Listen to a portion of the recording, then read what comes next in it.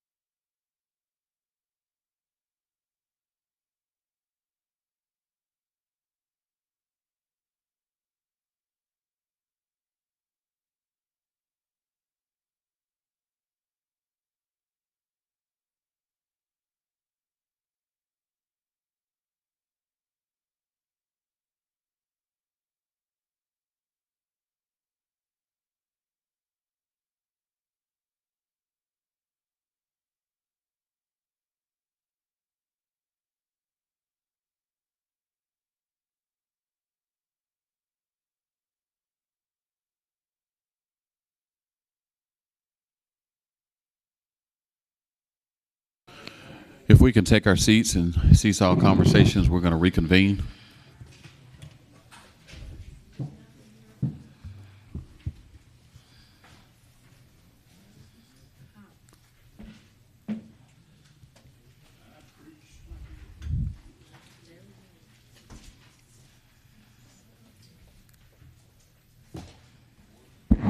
Chair recognizes General Counsel. Thank you, Mayor and Commissioners. We'll request a motion to execute the closed meeting affidavit. So moved. Second.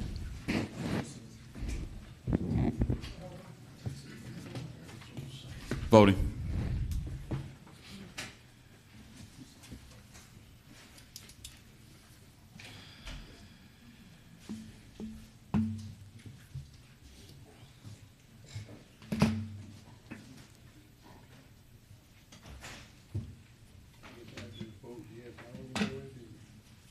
Five and six. Thank you.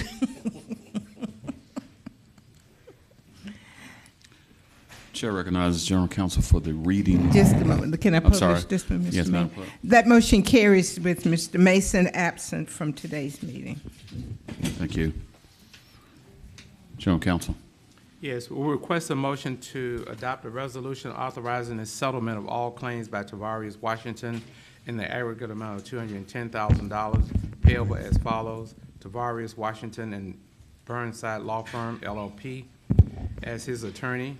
Further authorizing the administrator to disperse the amount of $210,000, waiving Augusta, Georgia Code of Ordinances sections in conflict for this instance only and for other purposes. So moved. Mayor Pro Tem and the Commissioner from the second. Voting. While they're voting, today is also October, Tuesday the 11th. It is International Day of the Girl. And today we want to take every occasion and opportunity to celebrate the young girls in our community and across this great state and nation. Those young girls who are our sisters, our daughters, our nieces, and we celebrate them on today.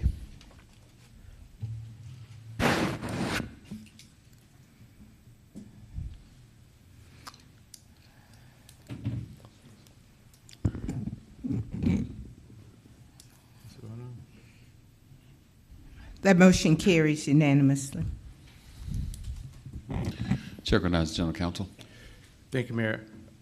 A motion to allow HCD to acquire 1011 Laney Walker Boulevard for the sum of $133,000 through the Augusta, Georgia Land Bank for the purpose of future commercial mixed-use residential development. So moved. Got a motion and a second. Voting.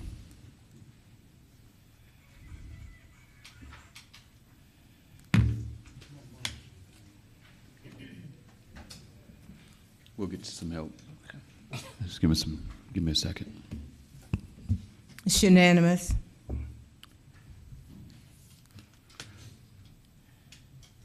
Chair recognizes General Counsel. We'll request a motion to approve the Housing Community Development Department to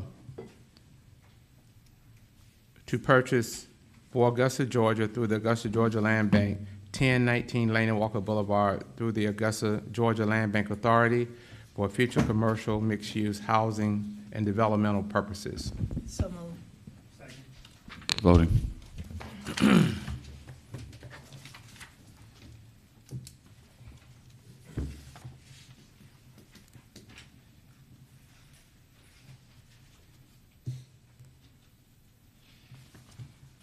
It's unanimous.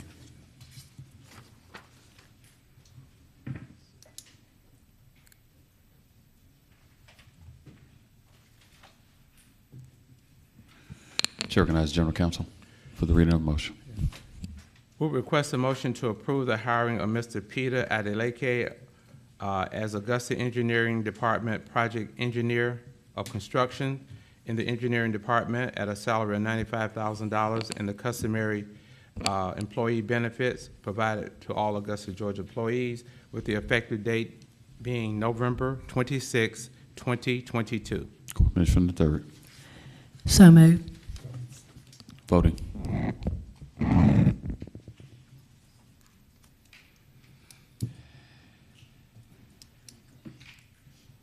It's unanimous. General Counsel, I believe that's all that's before us. That is correct. Thank you. Madam Clerk? Yes, sir. We're good. All right. I'd like to call public services to order. Ms. Bonner, is there any additions or deletions to the agenda? No, sir. We have a modification to an agenda item. Yep. Yeah. Okay. That's the only Okay. modification. All right. If, no questions from my colleagues. I'd like to consent the following agenda items. Number 5, number 6, number 7 is the slight modification that you were given, where the first year is $3,700 and $3,750. So number 7, number 8, number 9, and number 10. Yes, sir. Can you speak in the mic? I can't hear you. Is the one that's up to the aquatic center that you just mentioned? Yes. You want to pull it? Yes, sir. Okay. So no, number 8 is off the consent. Mr. Chairman, Yes, sir. I have a question about number 6. Number 6 is off the consent. So it's 5, 7, 9, and 10. Can I get a motion to that effect? So moved. Who's that? Mr. Johnson? Yes, ma'am. Okay. Can I get a second? Second. Got a second from Commissioner Mr. Clark. Clark? Okay. Voting, please. That's 5, 7, 9, and 10. Really funny.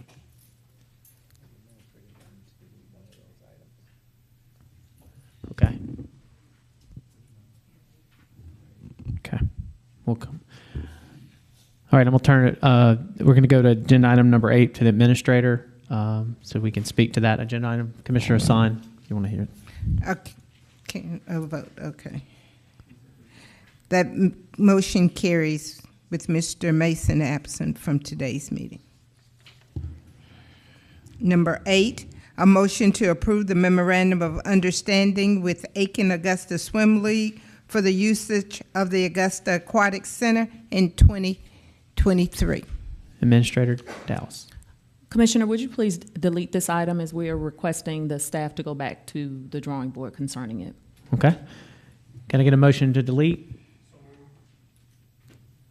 So moved. Second. Got a motion and a second. Voting to delete number 8, please. Voting.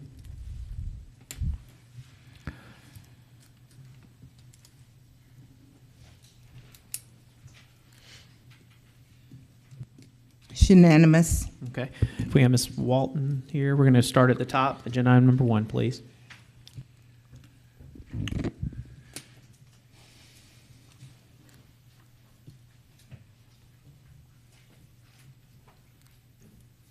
Good afternoon, Mayor and Commissioners. The first item is a new ownership existing location.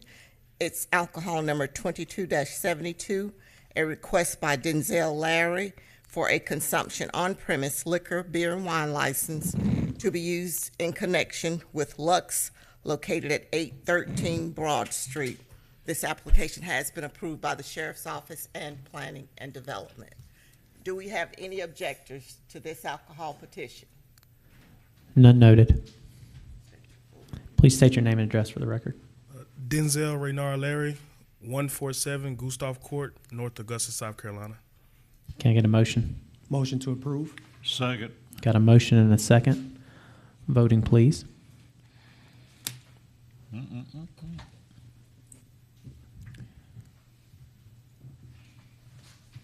It's unanimous.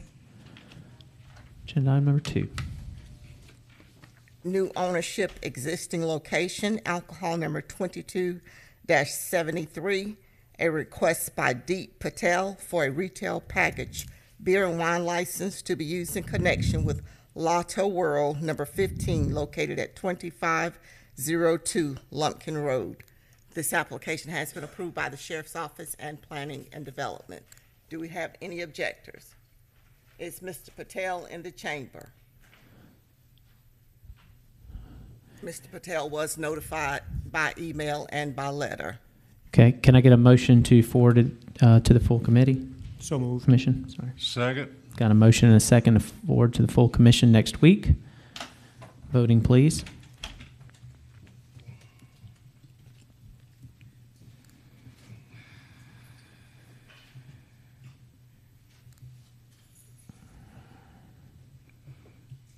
It's unanimous.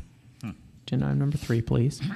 New item, existing location, alcohol number 22-74, a request by Alish Kumar Patel for a retail package beer and wine license to be used in connection with neighborhood store located at 2849 Lumpkin Road. This application has been approved by the Sheriff's Office and Planning and Development. Do we have any objectors to this alcohol petition? None noted. Please state your name and address for the record. Ilesh Kumar Patel, 310 Lara Lane, McDonough, Georgia.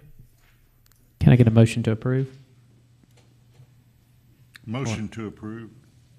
Second. Got a motion and a second. Voting, please.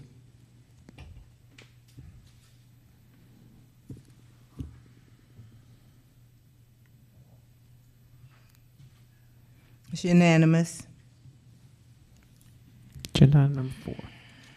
Last item is new ownership, existing location, alcohol number 22-75, a request by Shova DeCall for a retail package beer and wine license to be used in connection with Amman Foods Mart located at 2078 Old Savannah Road. This application has been approved by the Sheriff's Office and Planning and Development. Do we have any objectors to this alcohol petition? None noted. Please state your name and address for the record. Soba Dakal, 4300 Riverwatch Parkway, apartment number 712, Augusta, Georgia, 30907. Motion to approve. Got a motion. Can I get a second? Second. No, Got a motion and a second. that was Voting, please. amendment to the contract.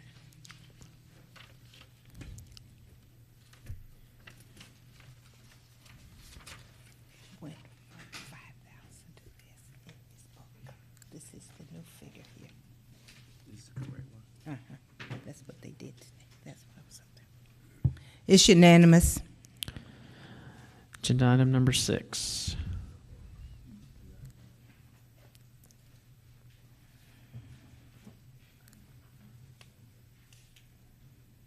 Item 6, tiny home construction, adopt Georgia state minimum standard codes for tiny houses. Commissioner Johnson. Thank you, Mr. Chairman. I just wanted to get a little clarity here and and just kind of see how this integrates with our ordinance that we drafted. What are the effects? What are the just how do they work together? Good afternoon. My name is Mariah Harris. I'm the Strategic Planning Manager for Planning and Development here on behalf of Director Delaney. So the current ordinance for tiny homes that was passed on August 2nd of 2022 did not, at this time, address the building and fire code standards that needed to be met for permits. So there was a amendment at the International Residential Code to revise these building fines and codes. And so at that level, it goes down to the state, and then we have to adopt it here on the local level. I have Marshall with me as well, the chief building official, to answer any specific questions, but we're just following the guidelines at the state level. Okay. So just in simple, this wouldn't affect a person's ability to build what we're hoping for. What I just want to make sure that we're doing is that we're not getting ready to do something that would hinder the development of affordable housing by way of tiny homes, if that is what someone wants to do. Is this pretty much just standard by state law, or what is this? So it is standard by state Okay, law. okay. But as far as any type of adverse effect to any processes? I'm going to let the chief building official address that question.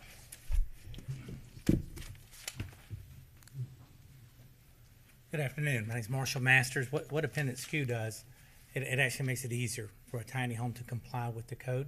Tiny homes were already pre-approved. Appendix Q was not included. Appendix Q is in the back of the IRC, And actually, again, it makes the process easier. Emergency egress, handrails, stair heights, makes it much easier for a building that small to comply with the code. Nearly impossible to get a building under 400 square feet to comply with the code. So that's what Appendix Q does. Something to note, Appendix Q is only enforceable on a tiny home. You should not use Appendix Q or attempt to use Appendix Q on a regular single family. It's going to make costs go down. It makes it easier for the building to comply with the code. Okay, all right. Thank you. Motion to approve. Okay. Got a I withdraw my motion? I withdraw my motion. Mayor. Chair recognizes the attorney.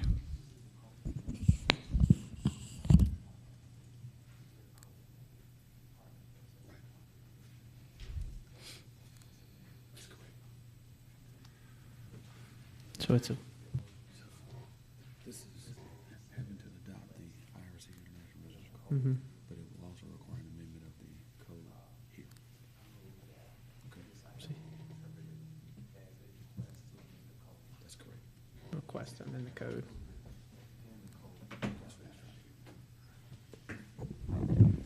Okay. Mr. Chairman? Yes, sir. I make a motion that this item be interpreted as a request to amend the tiny home code.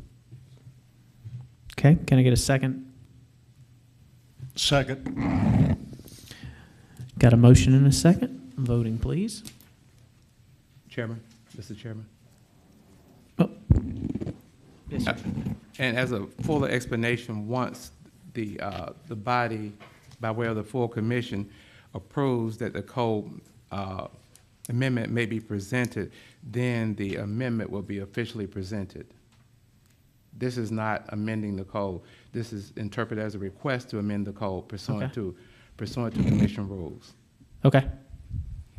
Thank you. Thank you for the clarity. All right. Voting.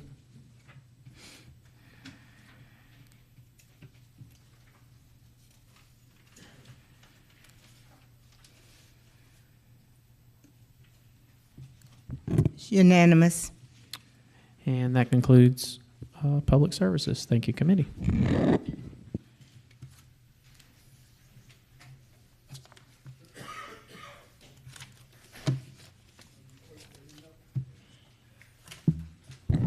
Madam Clerk, Administrative Services is ready to go when you are. Yes, sir.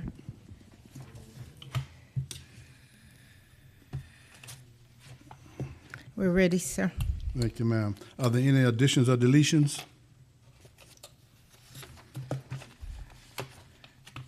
No, sir. All right, thank you. To my colleagues, I'd like to create a consent agenda. There will be item number 1, item number 3, item number 4, item number 5, and item number 6.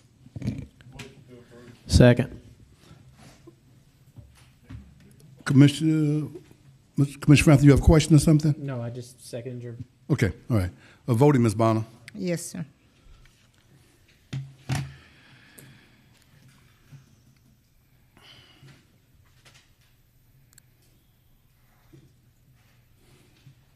It's unanimous. Thank you, ma'am. Item number 2, Ms. Bonner. Item 2, discuss the proposed Gold Cross contract. Okay.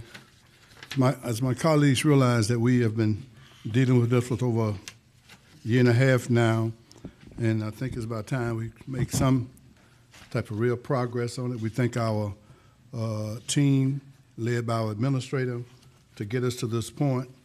And so if there are any questions that anybody would like to have, or any concerns, any recommendations anybody like to make at this time, for the record, I do have some that I'd like to make, but I'd like to hear from my colleagues first to this committee in reference to those things.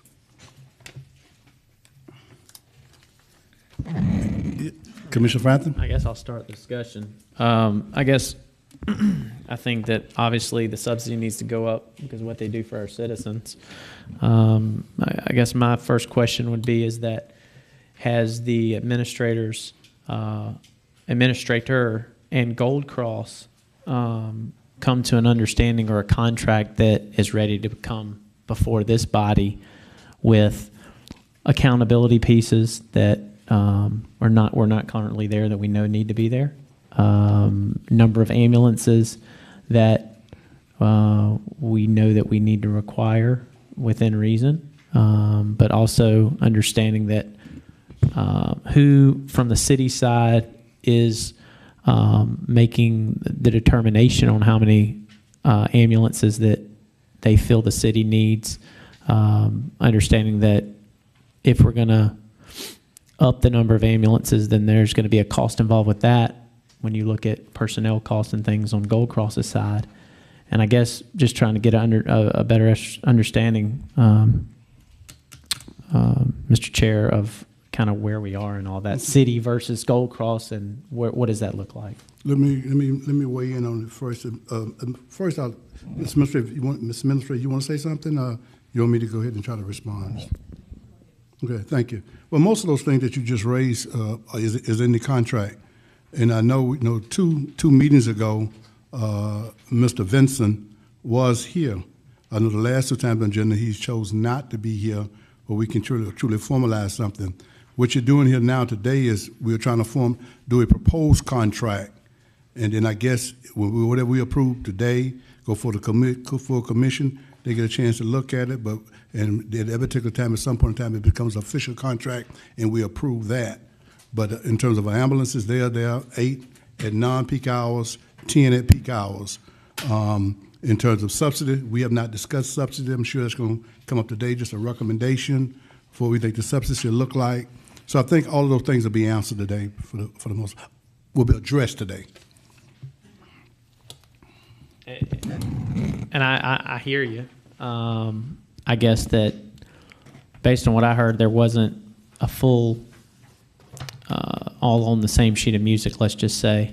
And, I have a problem that we're even out here talking about this, frankly. I feel like this should have not been done this way, but it is where we are, frankly. But from a subsidy standpoint, I'll go ahead and throw it out. I think it needs to be $1.6 million. But I also don't know the final, like what we are asking for. I feel like I just sitting here today, I don't feel comfortable. Like I would rather do a deeper dive into it, and maybe this isn't the area, the time to it. Maybe it is, but just kind of where I sit right now, it needs to be at least $1.6 million. It used to be $1.5 million, and then we cut it to $750,000. And I think that from an accountability standpoint, we're looking at some things in there that I agree with that we need to do. But in the end of the day, this is a team effort. It isn't just on Gold Cross for the safety. It's on the 911 center. It's having someone in there when before nobody wanted to allow their people in there. And I think that, like, again, we just need to continue this dialogue, because I'm not, ready to just say, let's just move forward today. I mean, I know it's going to go to full commission, probably with no recommendation based on all the conversation we have today, and that's fine, and that's typically what we do. But that's just kind of where I sit right this second. So thank you, sir. Yeah, so let me respond to that a little bit too, if you can. Then we'll proceed on, if you don't mind. I don't think I can ever remember a time that they got 1.5. And if they did get 1.5, that had to be prior to Gold Cross becoming the provider, becoming the owner of the zone. The owner of the zone. See, once they own the zone, the state has said on record that the city of Augusta don't owe them anything. Of course, we're not at that point, because this has been a 3-tier relationship ever since 2005. It started out in 2006 when they implemented the service that Augusta, Richmond County owned the zone. But between about 5 years later, they became partners in the zone. In 2013 of November, Gold Cross petitioned the EMS Council to become the zone provider, and that must have came out in 14. So what you're talking about is something that where the city had a stake in terms of ownership.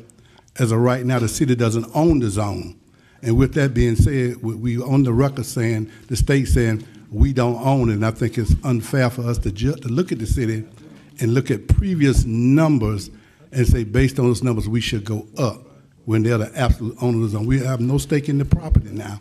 We have citizens here that have to be served. So let's have the conversation, then we can see where we're going, if you don't mind. No, I don't disagree with that, but let's also look at what, how much indigent care they handle, how many people don't pay their bills in Richmond County. I mean, You have those numbers? We don't have them. no, but Okay, I mean, then. we know that there's a poverty rate in Richmond County, unlike other counties around us. And I mean, let's have those deep dive conversations as well, and not sit here that they're just a private company making all this money and not taking care of our people. And I think that when you look at how people are using ambulances and calling 911 for things that aren't 911 related, and when you look at the hospitals that they're putting them in the waiting room and they're sitting there, there's only so many ambulances, they can't leave the patient there. I mean, there's significant issues that are going across this country. This isn't just Richmond County, this is across the country too. And I think that I still feel like we're attacking this company in a way that we should be understanding what they do for our citizens too. Well, let me, before I keep going, let's have the conversation. You haven't given us time to have the conversation. I don't see we're attacking the company. I think in the last month or so, we've been very cordial in trying to get to a place. This is a conversation where the contract would not take place, in my estimation, to the first of the year. We were not supposed to even start the conversation until October. Colleagues chose to begin to address it early on. So that's why we're here.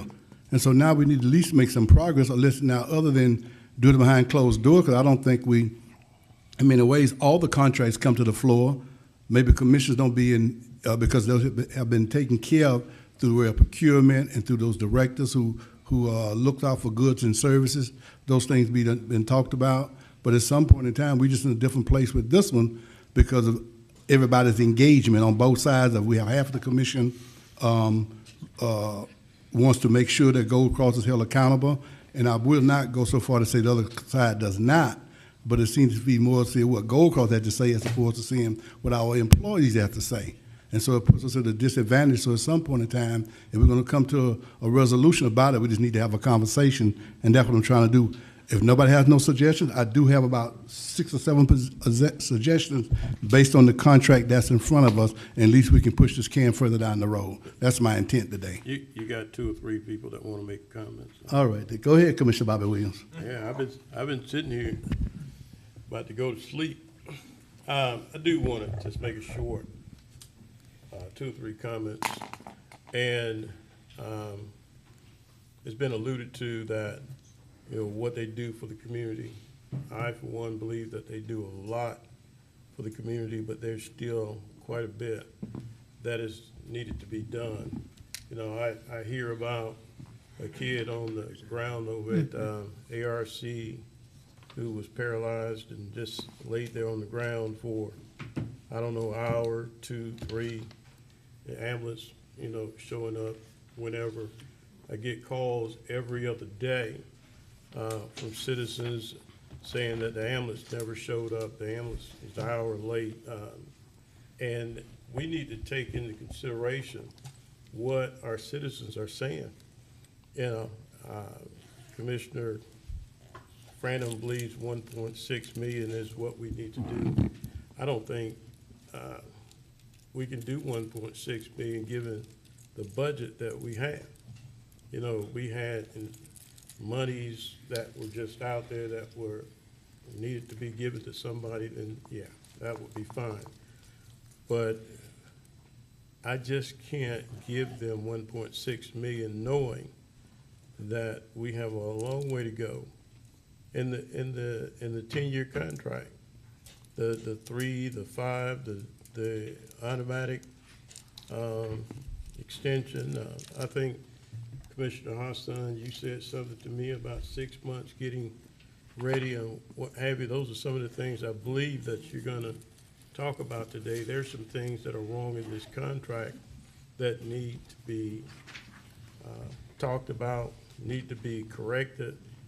And I'm of the mindset, I'll wait, but I'm of the mindset that it significantly needs to be lower than $1.6 million. Thank you. Commissioner Garrett? I'm sorry, Dennis Williams, I'm sorry.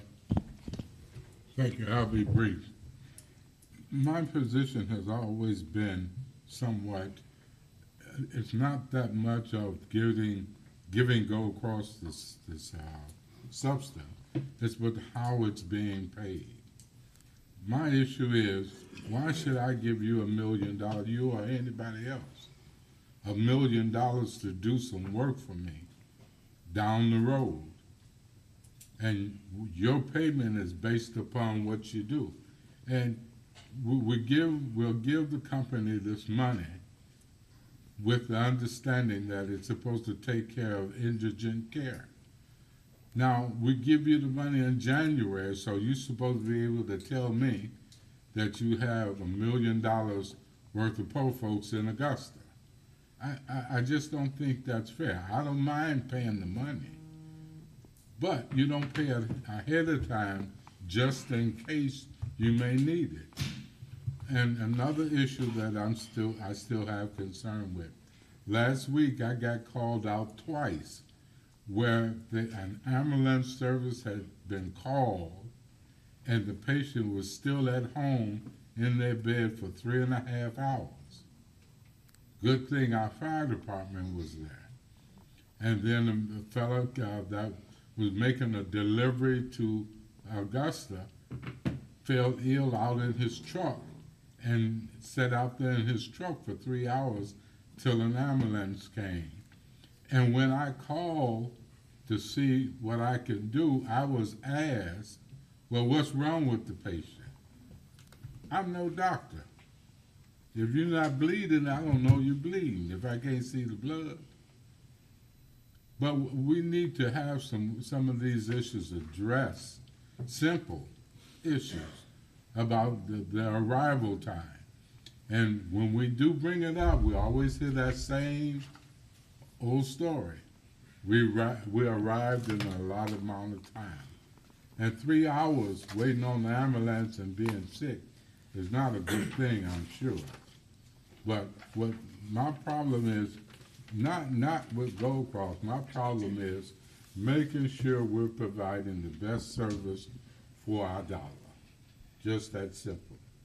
And if you go back and you look at some of the areas where it takes so long for the ambulance to get there, it may give you a different attitude about the whole situation. Thank you, Mr. Chair. Yes, sir. Commissioner Garrett?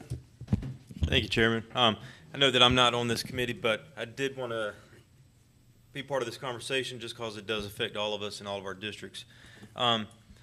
So in regards to some of the questions around whether a subsidy should be allowable even though they own the zone, I think something to keep in mind is the fact that Richmond County, we set the rates that Gold Cross is allowed to charge our constituents. We did that on the floor, and it's been that way for quite a few years now. Something to also keep in mind is that pre-COVID, they only had about a 21% non-pay rate. So, but today that number has grown to over 40% of people that they're picking up are not paying. In 2021 alone, over 10,000 people that were picked up did not pay a dime. So when you were talking about whether we should pay a subsidy, those are the types of things that I think that we really need to take into account in regards to what the subsidy does. It helps us be able to make sure that all these people are still picked up, still taken care of, but what this contract will do is to put further stipulations over what our expectations are. You know, as Commissioner Williams was stating about, you know, some of these times of getting patients picked up, you know, we all receive those calls, and I think that what this contract does is put teeth into what we're able to do and enforce in regards to the service that our citizens are receiving. But I know there's been a couple of questions around the 10-year contract, and so, Chairman, if you don't mind, I have a question for the attorney. Yeah, go ahead, sir. Attorney Brown, yes, sir. I know that what we've looked at so far is basically a 10-year contract, correct? Yes. Is that a typical contract in regards to services like this, or even when you're talking about contracts in regards to other companies that deal with Augusta? I know typically we have either like a 3-year with a, you know, 2 1-year renewals or things like that. So, I do not recall, and maybe it may be better for procurement to answer, but if possible. But I do not recall many 10-year contracts. I think one of the key factors need to be that the renewals probably should be up to the vote of the commission. I think the way this one is written, that may be removed from future commissions. Yeah, and that's one of the things that I saw as well, and that's the reason that I wanted to ask that question. Right. But, you know, with what the attorney said, I think that those are some things that maybe we should take back to Gold Cross to discuss. But I still am on board with the 1.5 to 1.6 subsidy as Gold Cross has requested to make sure that they're able to carry out the service that the contract states they should. Thank you. Let me, to my colleague, I don't think any of us ever suggested that they don't get a subsidy. We just tell you what our rights are in that regard. Ms. Bonner, if you don't mind, can you put this up on the screen? This is the last contract that we had with Gold Cross, and I hope that answered that question, the bottom part of it. So we've never said don't give them a subsidy, but I can tell you Gold Cross does have the right, if the city can't give them what they think is fair, Gold Cross does have a right that they can turn their request into the state and turn it back over if they feel it's not profitable to them, and to give us an opportunity to get the zone back and give it out and put it on the market if it becomes too burden for them in that regard. And that's what the state let us know, and that's what the guidelines are from what I've read. This last contract in 2014, the bottom part of it, I don't know whether it can be enlarged or not, but what it says is a 3-year contract. And if you saw, and you see, you got a 2 where the third line on the far was extended for a 2-year, 1-year term written by renewal approved by the Augusta, Georgia Board of Commissioners. It's a 3-year contract with 2 1-year renewals, and those things come back before the commission. So that's what's the last contract that you had with Gold Cross, right? And I think that's typical for where the contracts have been. 3-year contract with potential for renewals that comes back with the commission approval. That's what the contracts have looked like historically. That is from 2014.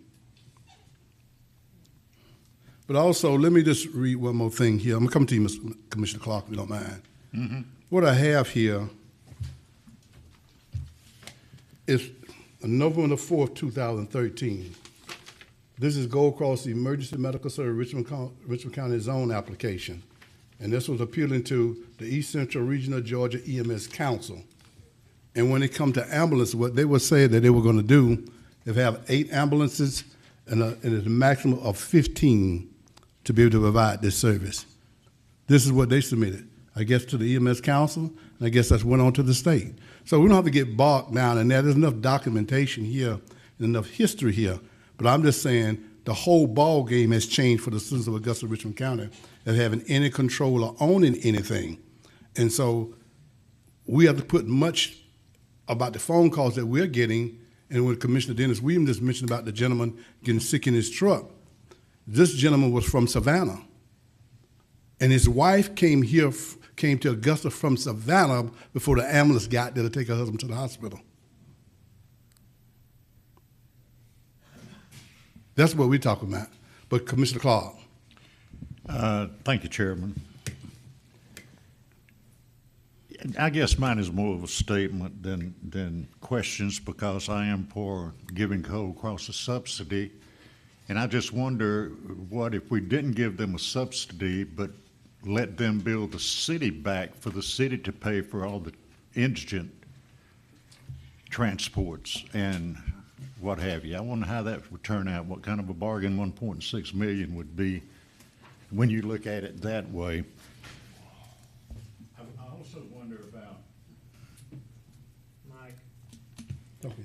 I also wonder about the availability of ambulances. I wonder about why the hospitals take so long before they, release the ambulances, and ambulances cannot just drop off the patients and leave. And we do have a major problem here in Augusta, and you ride around Augusta any time of the day or the night, and you're going to see issues with with what happens in the streets. I mean, right now, we're going to need ambulances before too long, I project, because people are playing a game of human Frogger on Washington Road at night and also on Mike Paget Highway. And it's 1,000 wonders that someone has not been killed, which I believe recently someone was. It does trouble me when a commissioner says, well, maybe, you know, if they can't make money, then they can give the zone back over to the state and it can go out for rebid. That bothers me.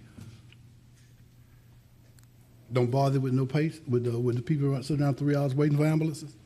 Well, then we need to find out why people are waiting 3 hours. If there's someone in an automobile that is in dire need of an ambulance, and there's someone with a sprained ankle that called an ambulance, guess which one they're going to show up at first? And then the person with the sprained ankle is going to gripe and complain about, well, they didn't get here on time. So maybe we need a good tracking system, and I think this contract will address that. But let's find ways to make it better than to tear it apart. Thank you. And that's my intent. Let me go ahead and make some suggestions here. Mr. Chairman. From the part of where the contract. I'm in the queue. Oh, I apologize, Mr. Mayor. Go ahead, Mr. Mayor. Thank you. I apologize. Thank you. I wasn't going to speak on this matter, and I'll be as brief as I can be. There's a lot of passion about this, and it has been for almost 2 decades. And I refer back to my time in the legislature, and this was an ongoing issue in the city of Augusta. I want to note a few things. Number one, as a rule of thumb, ambulance services are almost always billed to the patient involved. I want to start there. Are almost always billed to the patient involved. But yet we consistently keep having these red herring conversations about the city's role in paying for something that the first line of defense for a privately owned entity is to bill the patient, i.e. who was transported. Number two, this is not a publicly operated EMS. If it were, then we would be okay with a conversation starter of how we could engage about funding EMS, whether it be through service fees or property taxes. But this is not a publicly operated EMS. What effectively continues to be asked of Augusta is the equivalent of opening a Burger King in order to have it your way on 8 corners, and then the city is asked to provide funding for infrastructure, for staffing, and then operating and maintenance costs. That is not what we do as elected officials. We are tasked with and elected to provide for the health, welfare, and safety of all of our citizens. And here's the caveat to that when it comes to EMS. As a rule of thumb, EMS statutorily is not an essential service, i.e. required by law to provide for its citizens. That is not what is asked of local government. But yet, we're talking about 40% of the people picked up don't pay. That's a really interesting number, because that will require having data about patients who were picked up. Historically, we've talked about this from the perspective of indigent care. The suggestion there is that indigents are those who are either uninsured or underinsured. The state tells us that 74% of Augustans, of Richmond Countyans, are insured. That's a real big number, which then causes me to question 40% versus the remaining 25% of those who are underinsured or uninsured. If you get picked up by an ambulance, they're going to bill your insurance. The federal government gets involved and determines how and who gets paid. We're not having that conversation. We're having a conversation about whether or not we're going to open up a Burger King and then we're going to support the Burger King. That is not the role of government. We're not here to pick winners and losers. The state has a system of councils who get engaged in the broader discussion. That's not what we're talking about. It's not necessary to go down memory lane and talk about the sliding scale of subsidy that went from 1.2 million and graduated down, but we could do that. So we've been there before. But the question of the day is, when will we stop talking and just say, you asked for the zone, you have the zone, you have a statutory responsibility. In fact, it's a regulatory responsibility to pick John Doe up if he or she calls 911. And do understand that payment is predicated on whether you deliver them to the emergency department or not. So I don't know if that 40% is they call 911, received services, because EMS is about pre and post hospital services. We ain't talking about that. What we talking about is, I want to pay somebody to open up a Burger King, their infrastructure, their staffing, their operations, and their maintenance. That is not the role of local government. I said it 8 years ago. I'm going to say it again. Augusta and the commission who will succeed us will be hemorrhaging with this issue if we don't make a decision and quit playing this rose of a game. Our job is not to prop up private sector businesses. It is to create a climate and a culture for businesses to want to come and to operate successfully here. It is not to pick winners and losers. And that's what's happening on this commission. And it needs to stop.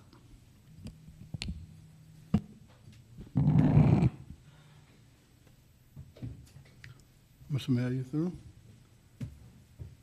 You complete, Mr. Mayor? For now. Yes, sir. Okay. As you would say from the legislator, the gentleman knows what he speaks. Let me go ahead and make some suggestions. Commissioner Francis, I'm not going to ignore you. I'm going to go ahead and get on out here and put some things on the table. I got something to say after that. Sir? That was ridiculous. I don't got something to say after hearing that. Well, I'm gonna avoid that because at this point I've already, as the mayor would say, codified it by saying the gentleman knows what he speaks.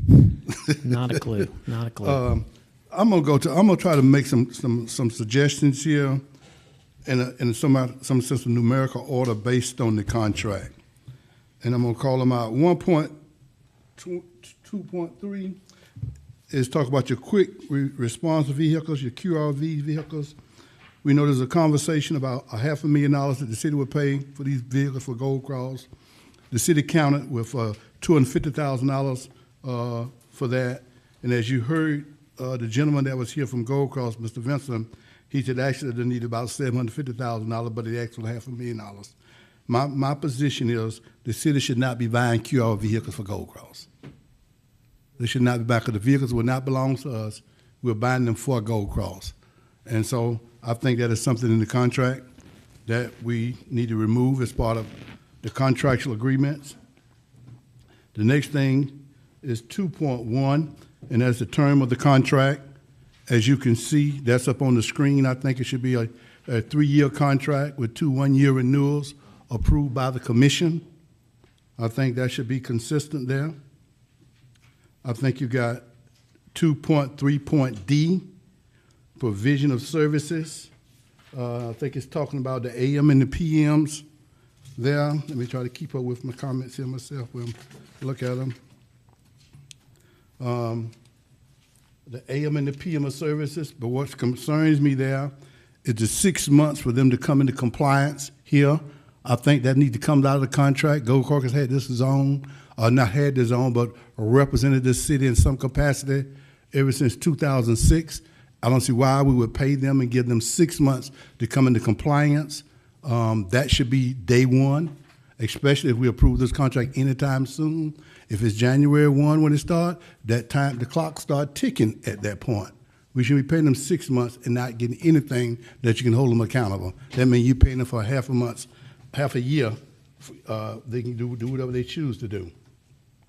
Another thing I'm looking at in the contract, 2.3 point U, and that's provision of service, talking about being able to subcontract. In this contract, we have something about mutual services. I think they're allowed to do that, they have a mutual agreement to help them provide the service, but I do not think that we should allow them to subcontract this any part of this contract out. Any part of it. It should not be allowed to be subcontracted out. Mutual aid agreement is one thing, but to be able to subcontract some of this work out, I think is something that we should not give them the authority to do. I think in another place you got 2.6 once again. It goes back to response requirements. Again, once again, it is mentioned about 6 months. So I want to reinforce that because one of them could have been talking about the QRVs, one could be talking about traditional ambulances. That once again, 6 months should not be something that this body should approve for that. The mutual aid agreement is 2.8, so that's fine again.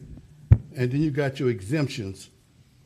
You got your exemptions on page 12, A, B, and 1. What it says that is interesting for me, it talks about when you have a mass accident, not a mass accident, but an accident that 2 ambulances is maybe rushing to that call. But if it's not sufficient enough, 2 or more ambulances, but if it's not sufficient of the impact the service, I don't think the total exemption should be removed in terms of arrival times. I think those things should still be in play, such as, I'm gonna give an example, if something happened on Gordon Highway in Walton Way, you got 2 ambulances that comes to mind for me, 2 fire stations, let's just say those are ambulances there. You got one across from the Augusta Library on Telfair Street. I think we still have a fire station on Broad Street and First Street there. So those 2 are there. The next nearest ambulance, fire service for us, and let's just use it as an ambulance, is right there at Mill Street and Martin Luther King Boulevard. So with that be able to answer the call that Martin Luther King, why should you move all exemptions for arrival time? I can see you extending the time within reason, but to remove the time, I think is a little bit too much leeway that you're giving them there. Also, when we talk about a subsidy, we haven't given a number. I'm not saying a number just yet, but the subsidy should be on a monthly basis, whatever that looks like. That's what it's been historically. And the reason I mentioned that because I think early on in this conversation, it was saying that they wanted their first year, whatever that agreement came to give that in advance. That goes back to what Commissioner Williams is saying. You don't know what it's going to look like. You have no idea. The mayor's saying the same thing. No idea why we don't pay contracts in that regard that way. You know, so we pay them the same way we've been paying all the time on a monthly basis, and this contract will start January 1. You know, and let me just go into this position. I don't dismiss the fact that a lot of these calls have to be on the wall. But remember, this is a service that they asked for. This is a service we're giving out subsidy for. And we should be mindful about it. If they can't provide the service that we know because they're on the wall, it just makes it seem as though we just attempting to give away money. We're admitting in many instances that they won't be able to get the service, but yet and still we want to increase their subsidy 3-fold, knowing they can't provide the service. That doesn't make good sense to me. And I don't think we do the company a service. As much as they have concerns, but we don't do them any good. It's no different from a child. If you don't hold your child accountable, you don't seem to make your child a better human being in the long haul. When you just let them to do what they want to do, and they become spoiled in their behavior, and they can have when they want and do what they want and how they want and to who they want to do it to. I don't think we should be in that business of doing that.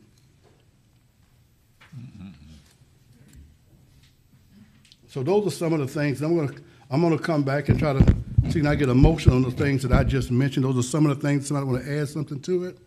I don't mind. And I'm saying removing the QR to my committee. I'm gonna do it in the form of a motion. We still can have conversations, but I'm gonna try to get those things in the form of a motion. To remove the QRVs paid for by the city. Mr. Hassan? Yes, sir. And I know it'll be a back and forth situation and what have you, but I'd like to suggest a supplement. Sir? I'd like to suggest a supplement. Go ahead, sir. I'd like to suggest 900,000. Okay, that'll be part of the motion then. Yes, sir.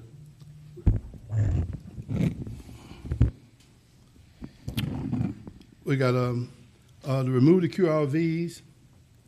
Let the contract be 3 years with 2 one-year renewals approved by the commission.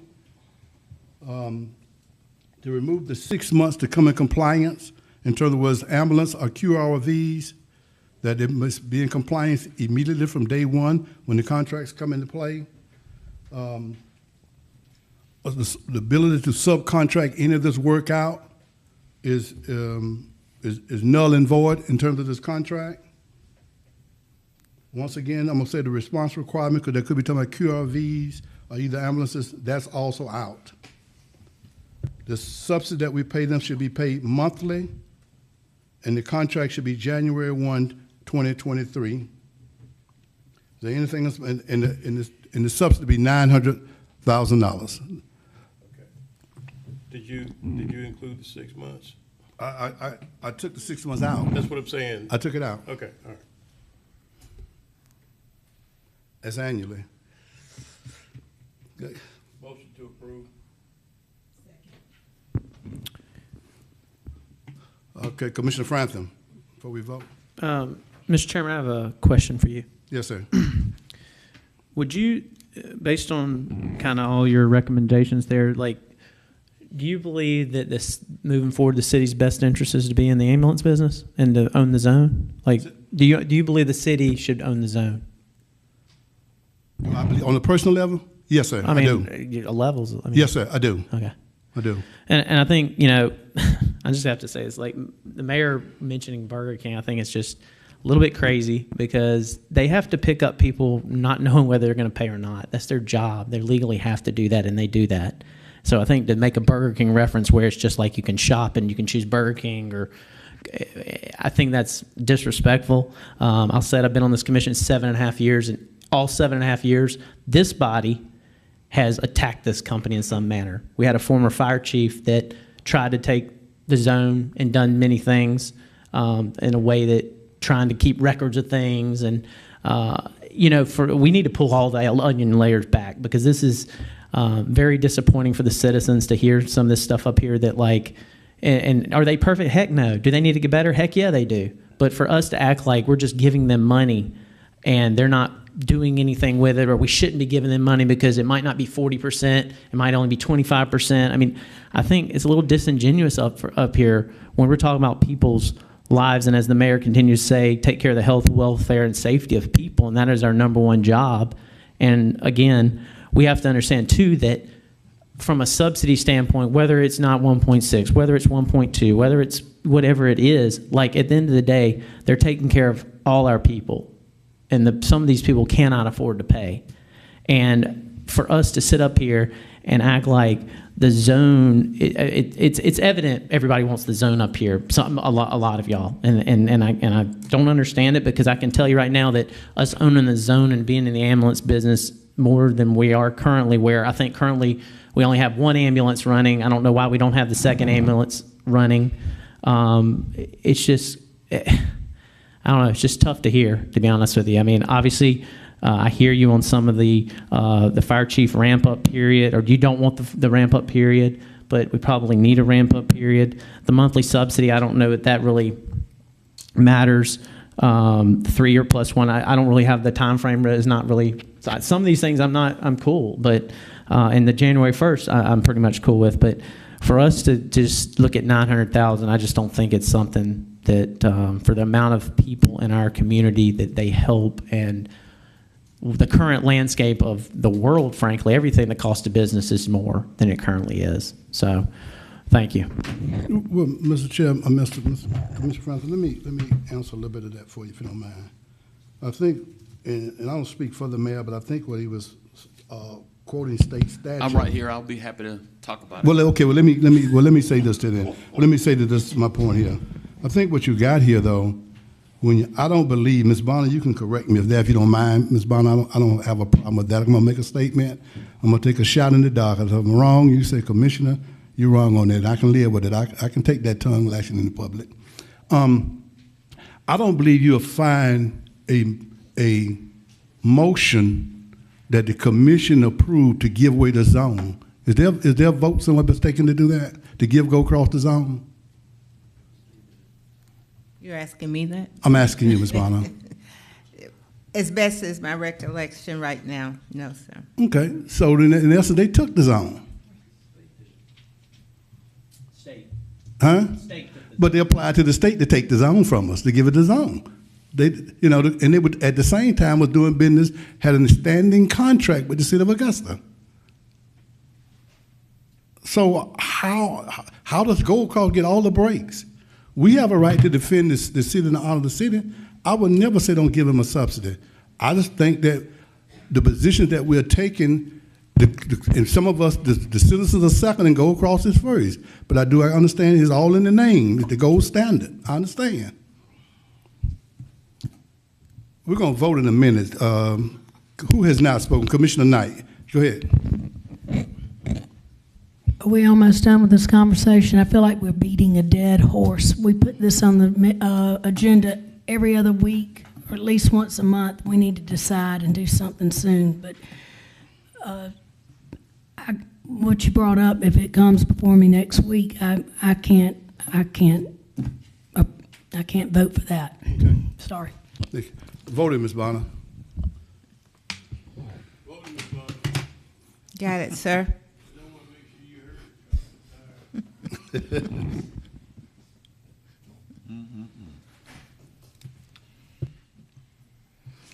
That motion carries 3-1. Mm-hmm. With Mr. Franum voting no.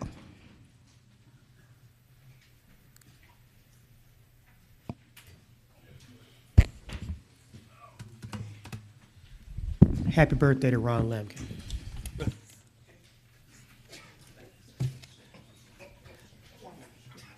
I think Commissioner Johnson just made a. I thought you were going to offer to sing to him. Go for it. We got engineer. Yeah, we got engineer. Ms. Bonner, I am Yes, ready sir. when you are. Okay. We are now ready. All right, I'd like to call engineering services to order, please. Ms. Bonner, are there any additions or deletions? We have one addition. Just a moment.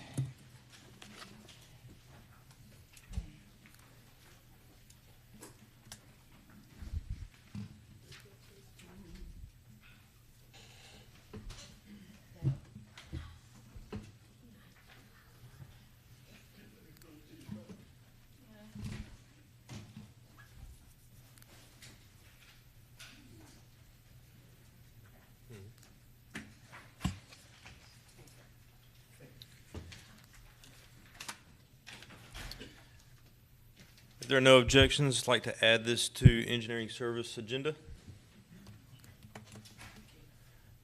No objections stated.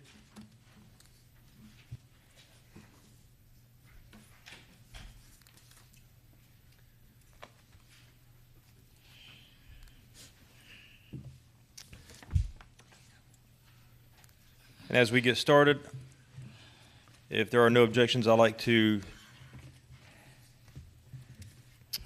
go ahead and approve items 1 and 2. Motion to approve. All right, voting, Ms. Bonner? I need a second. Who did it? I'll second it. Somebody made a motion, I second, or vice versa. Sir? I heard it from both sides, so.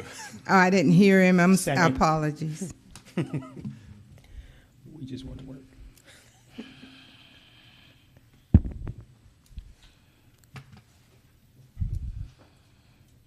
Ms. McKnight, can I get you to vote, please?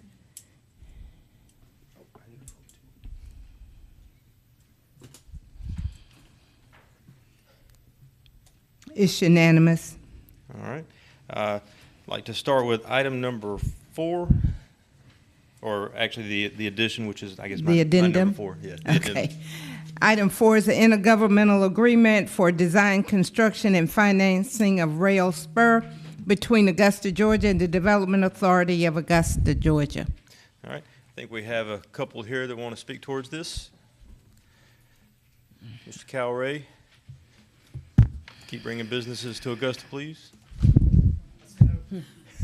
So what you have in front of you is the intergovernment agreement between the Development Authority and the City of Augusta. Can't hear me? Okay, is that better? So what we have in front of you is the intergovernmental agreement between the Development Authority and the City of Augusta for rail in the Augusta Corporate Park, which is off of Valencia Way, off of Highway 56. This is from the TIA dollars that were voted on back in, I believe, March of 2020. This is our attempt to spur the development of the rail to service Pure Cycle and Arubis first, later Denkai. This will be approximately 24,000 linear feet of rail connecting to the Norfolk Southern Main Line, but this would be what they refer to as a mainline lead track, supporting those 3 businesses along Valencia Way. Gotcha. All right. Can I get a motion? Motion to approve. Second. Commissioner Johnson, question? I defer my question to, I yield to another member. I'm sure it's the Commissioner same Hassan, you have a question. question? Yes, sir. Mr. Roy, how you doing, sir? Doing well. How are you? So I think the last time you was here several months ago about asking permission, and I asked you about speaking with GDOT to get permission. So obviously you've gotten all that, and that's what's before us today as well. But at the time you also was making mention that the Economic Development Authority will go ahead on and put the money up and get it back. I have the city gotten to the point that we recovered the money from SPLOST 8.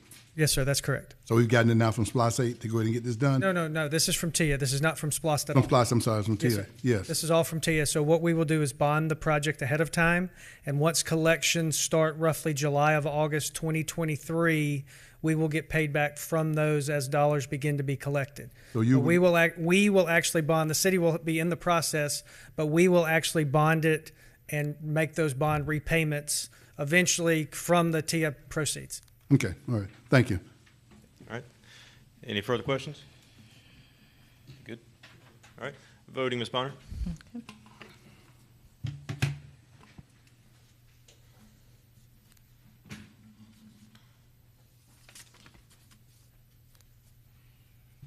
It's unanimous. Thank you, sir. Thank you. All right, Ms. Bonner.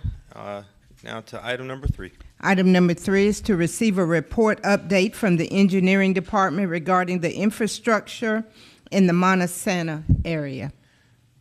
All right. I think we're getting an update from Dr. Malik as well. It looks like superstar A.B. Lansing's in the house. And it looks like we also have a couple residents from the Montesano area as well. So, who will be speaking towards this one? Here, you get one side over there. Get it. Good.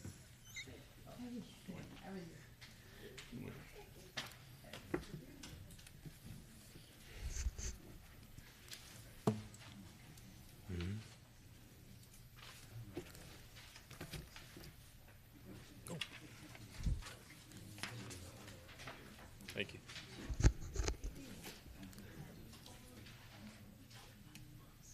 Dr. Malik? Yes, sir. Good afternoon.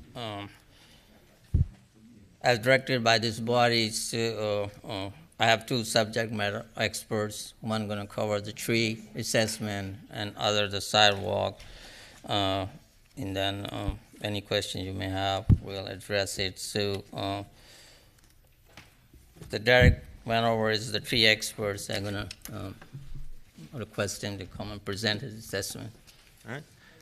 Hey, sir, if you could state your name and address for the record, please. Derek Vanover, 1419 Andover Court, Evans, Georgia, 30809. Thanks, sir. Afternoon. I was requested to do an assessment of the Richmond Avenue block, corridor block, mainly to include Millage Avenue, Richmond Avenue, and Wingfield Street. The Central Avenue corridor seems to be in pretty good shape on that block.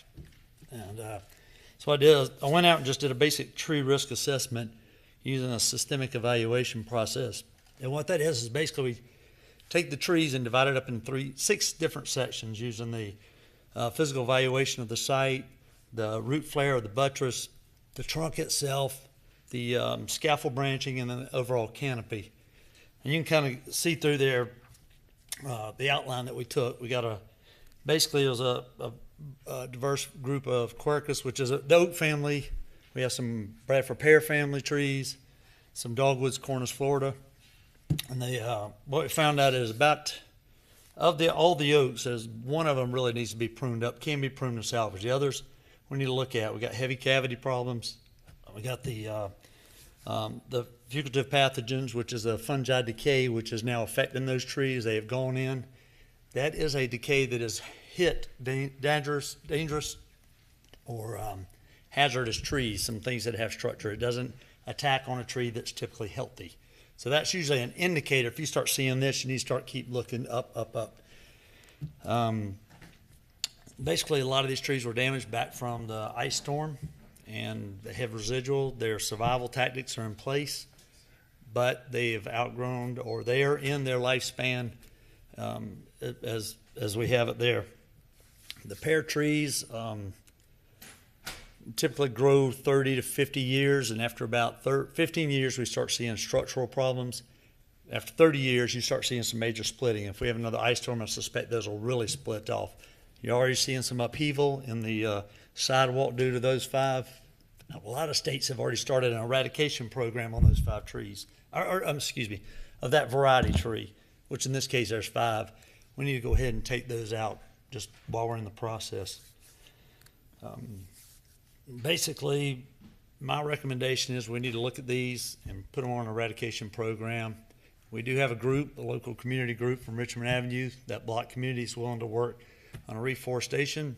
Trees for Augusta program is willing to partner back up. You can see through the report, this kind of gives us maybe a protocol or a step forward to future aspects as we assess trees and move forward throughout the reforestation process for the city. All right, thanks, sir. In regards to this program, what would be the steps that we need to move forward, Dr. Malik? So as a part of the assessment, Jack look at the tree and Avi Latson, they look at the sidewalk. So to move forward is with the permission of this body, we're going to take these recommendations and work towards replacing these trees, because these trees are affecting the sidewalk, and we do have a resurfacing project for the Millage Road that's more or less ends at this intersection of Richmond Avenue.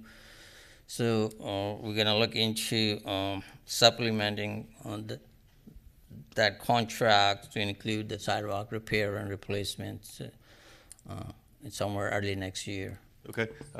Commissioner Johnson has a question. Thank you, Mr. Chairman. Do we have a cost associated with this? Yes, sir. So for this block, for the trees and the sidewalk, everything is rough estimate right now is around $250,000. Okay, and funding source? Do you have a funding source in mind for that? So we have every year in the SPLOST 8 some money for the sidewalk and the tree removal. So there's some money left for this year, but then we'll use that 2023 allocation. And if it's, okay. Hopefully that will be enough. If not, then we come back to this body. And then when we're talking timeline, you said first quarter 23 is what you said? Or is that just a tentative timeline for this? Yeah, that's the time we're planning to start the resurfacing of Millage Road. So that's what. Okay. All right. Thank you, Mr. Chairman. Thank you. Madam Administrator, Do you need any sort of recommendation from this body to move this forward, or is this sufficient in regards to the timeline and the project cost? No, this is sufficient if he stated that he has funding through SPLOST 8. Okay. All right. Well, I will entertain to receive this as information, but would you like to speak, ma'am? Okay. I'm just so happy. Okay. Well, good. All right. Well, I will entertain a motion to accept this as information. I make a motion To approve. Is it? Oh. All right. Go ahead, it's fine. Commissioner Hassan. Second. I was trying to get my mind wrapped around the response, and you're saying sufficient. Are we receiving this information? Okay, all right. Yeah, because the money's already there, so there's no further action needed from us, according to the administrator. Yeah, but there's two things that Dr. Malik said. He said from SPLOS 8, but he also said from previous SPLOS. If you look on finance, did you also mention that, Dr. Malik, previous SPLOS? He said. No, what I was saying is this year's SPLOS, there is some leftover money. And so what year, from what SPLOS is that from? The SPLOS 8. Oh, SPLOS 8. Yes, sir. Yeah. Yeah, we started collecting SPLOS data. So you got all your projects complete? No, this money for the tree and the sidewalk repairs. Mhm. So each year there's money like this. This year we have 100,000 for the sidewalk. So does this come back before us to vote on the project itself, or you're saying we're not, when you're saying this is sufficient? That's what I'm asking. Yeah, I see what he's saying. Madam Administrator. So from my understanding, Dr. Malik has funding for tree maintenance, in which he just stated he had additional funding to do so. And Dr. Malik, please clarify, do you bring each project back concerning tree maintenance to the commission for approval? Or do you take care of the trees that are in need based upon the need and the funding that you currently have available? So if I have a previous approval, then I don't come back. In this case, we have the approval of up to certain dollar for the sidewalk repairs, the trees. So what I can do is I can come as a supplement to the resurfacing project. That's what the Millage Road is, and bring it back to engineering services and the commission as a standalone supplement to that project. I can do that too. And I believe Dr. Malik also stated that this project is tied to the larger project, the Millage Road project that's also taking place. So. Yeah, what I didn't want here, let me be very clear what I didn't want here, because your question was, and your question was, is anything need to be done? And the answer pretty much response was, well, he said he has the money and everything, but normally, and then we say we're taking his information.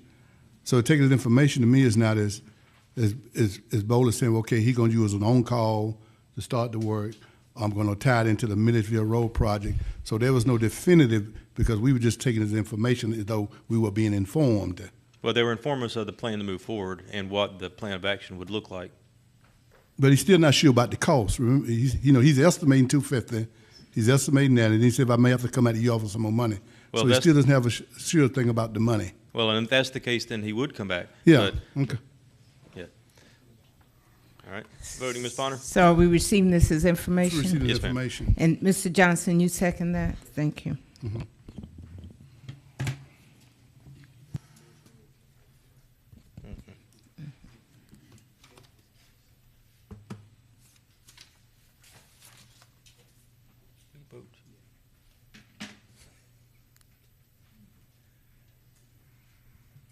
It's unanimous. Thank you. And if there is no further business, I'd like to call engineering services to a close.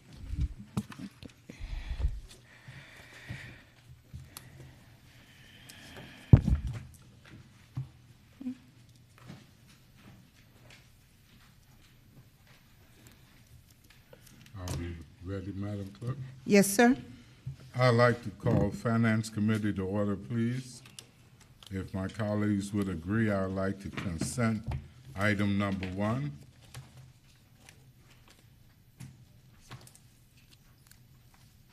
Do we need to vote or? You, general yes, consent? sir. Are you? Well, we don't have a motion. We don't have. Oh, Okay. I'll entertain a motion. Motion. Sorry about that. Okay, Ms. Scott. And Chairman, you second that? That sounds good to me. Okay, we'll Harris, vote. you vote?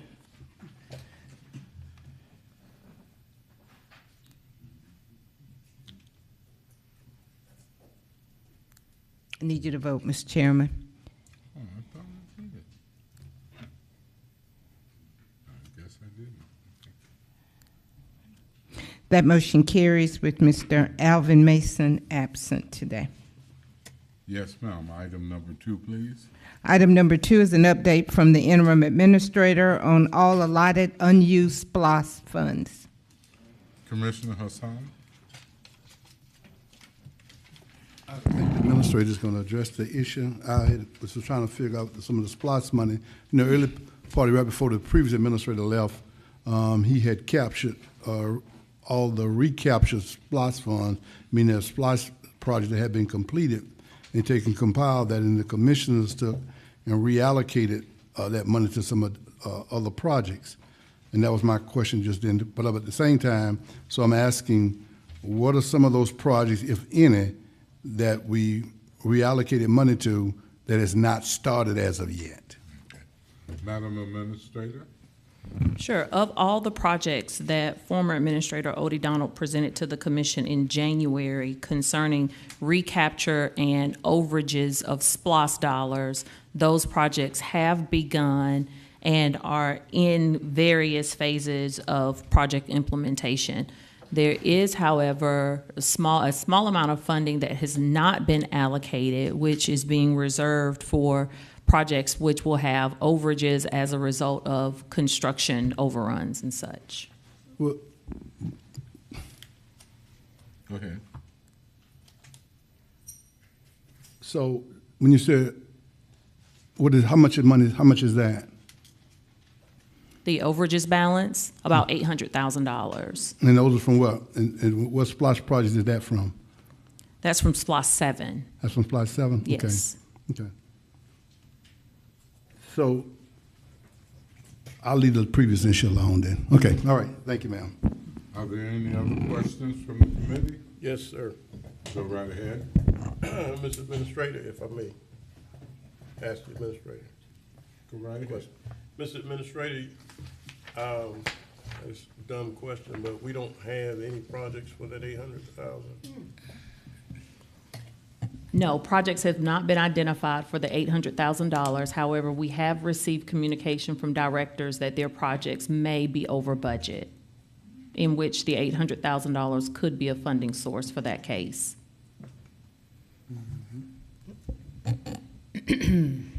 Are there any additional? Hey, I'm still thinking. I got a little. I had a question. I got about $1 million project that I'm thinking of, but I'll wait. I'll wait. Thank you. I'm through. Any other questions? I have a question, Mr. Chairman. I'll entertain a motion to receive as Commissioner Johnson. Yes, sir. Thank you. I'm echoing the sentiments of Mayor Pro Tem Bobby better have my money Williams. Well, so question here. How much of the SPLOST overages was recaptured, right? And then you're saying out of that recaptured figure, only 800,000 is remaining? So $1,099,000 was considered an overage from SPLOST 7.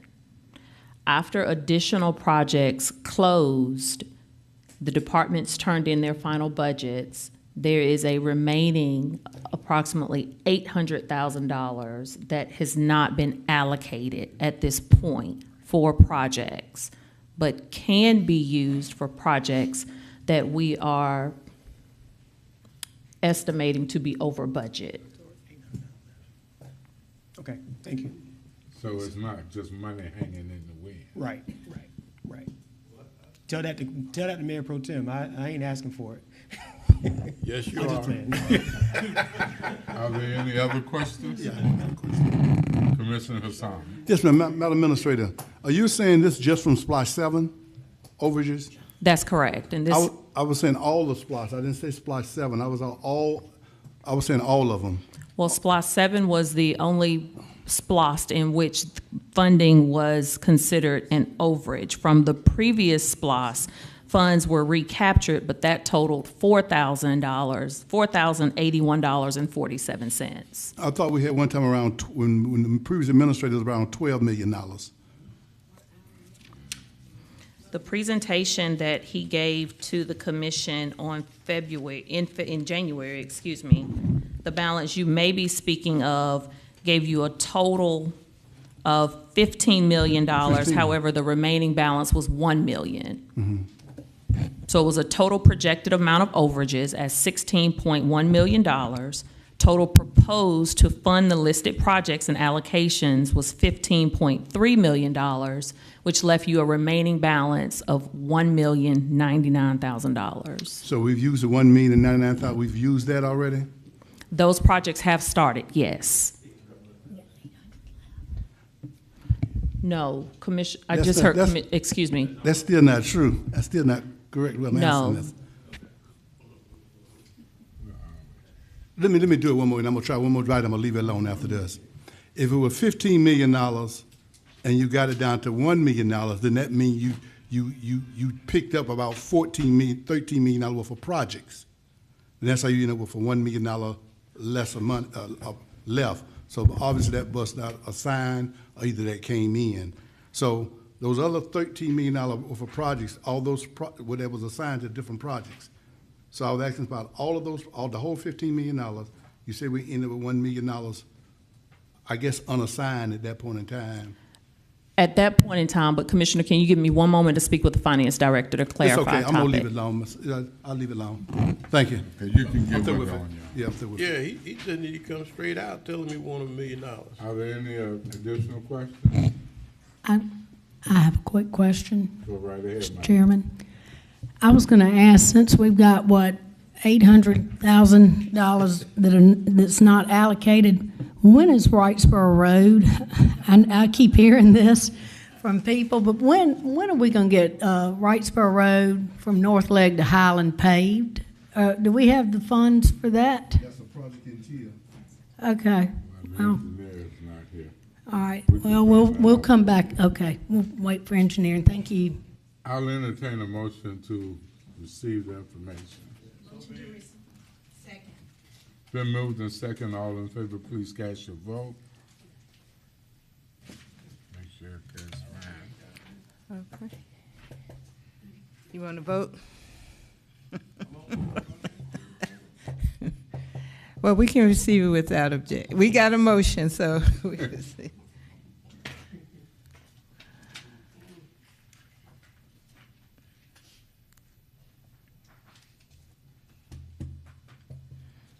It's unanimous. Thank you, Madam Clerk. Okay. Being no other business, that ends finance.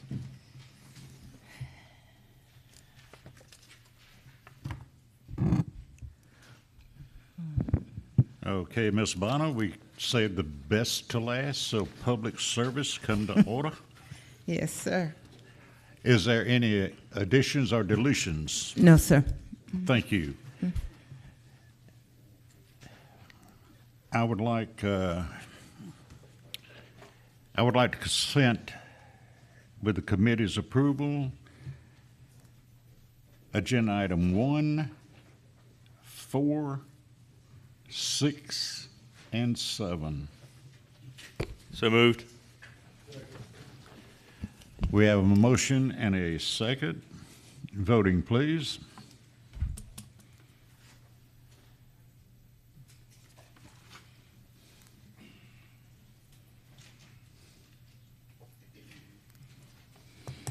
It's unanimous.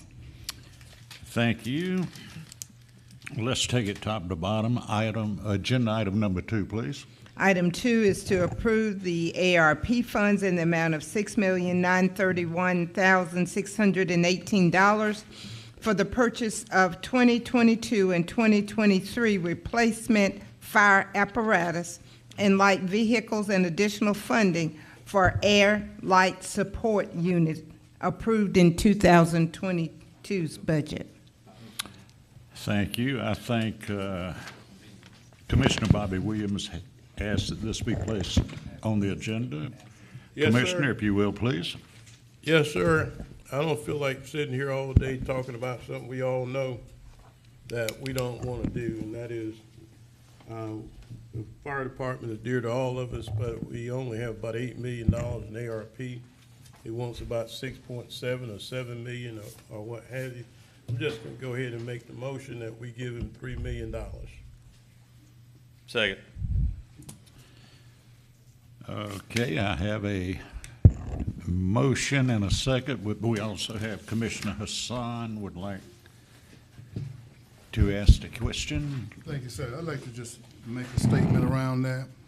I just be mindful, if you're gonna give the fire department the $3 million, they only have two funding sources for their, that's through the tax process, and that's through, from the state, from the insurances and things of that nature. They normally, to get these vehicles and things, as we know, we've heard 100,000 times, is that they normally get it through SPLOST. They were not included in SPLOST 8. So what I'm saying to the commission, if this is the path you want to take, and I respect it, I mean, if I was, next year, when it comes around for tax time, when it comes to the fire department, you're going to have to be able to not accept the rollback. You're going to have to be able to allow them some room, some latitude to be able to increase so they can buy the fire apparatus. What you're talking about right now, he'd have to take that money and potentially go ahead and order a couple of apparatuses for the new fire station that may be online another year and a half. He has to have that money in hand to make a purchase.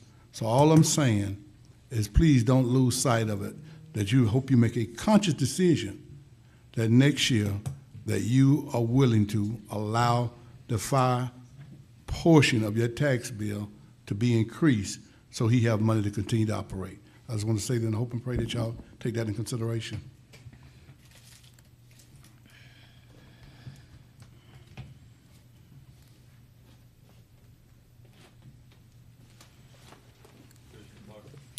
Okay, we have another inquiry from the Commissioner from District 1. Thank you, Mr. Chairman. I can support, I'm not on this committee, of course, but I can support a $3 million allocation from ARP. My question is about the remaining $3 million that we will still need, $3 million and some change. Are there any other funding sources that we can tap into to fund that additional $3 million before the mill rate conversation next year? I understand that there are two ways that he's getting funded now, but are there any other funding sources that we could potentially look into? Whether that's gen fund, contingency, any other fund to get him what he needs. Director Williams, will you please answer this question?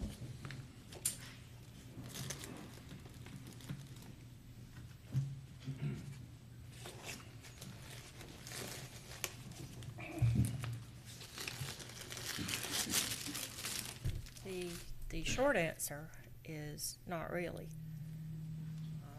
The fire department is funded, as Commissioner Hassan said, there is a separate millage rate that is designed to fund the workings of the fire department.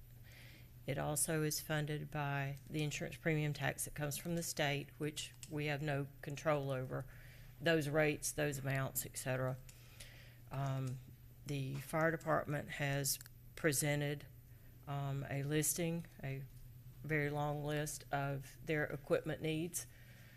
Those were traditionally funded from SPLOST, and there was nothing put in SPLOST 8 for any capital needs for equipment for the fire department. So you were looking at not having access to any funding source from SPLOST for the next 6 years.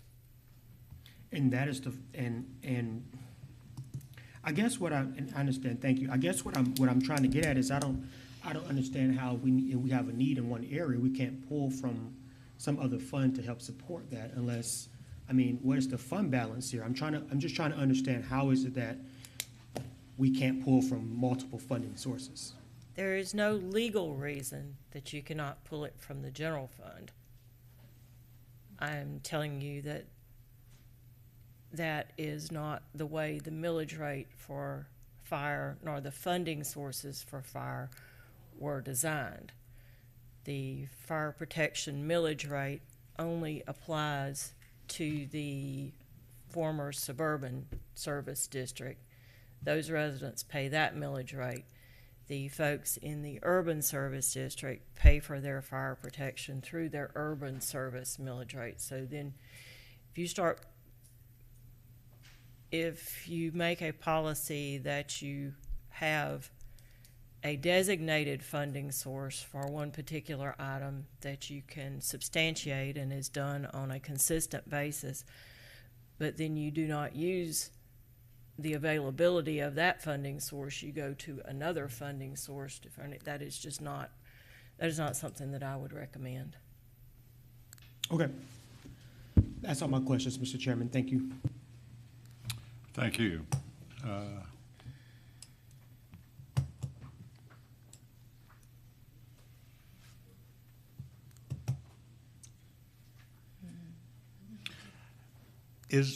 I'm going to ask this for the administrator or the attorney.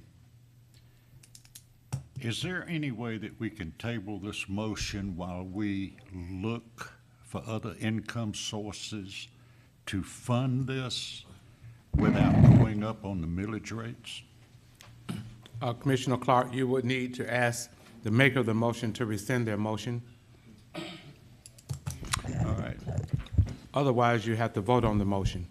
Okay, can I have a motion to rescind the motion?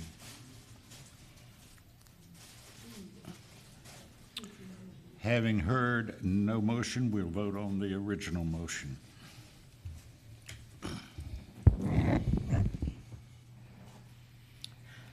Can you repeat the original motion, Ms. Bonnell? Yes, sir.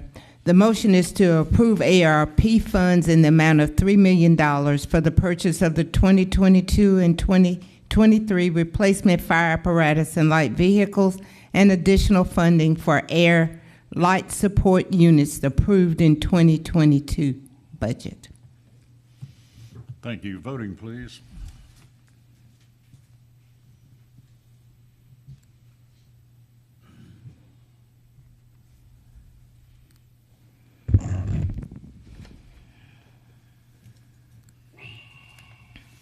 That motion carries 3-1, with Mr. Clark voting no.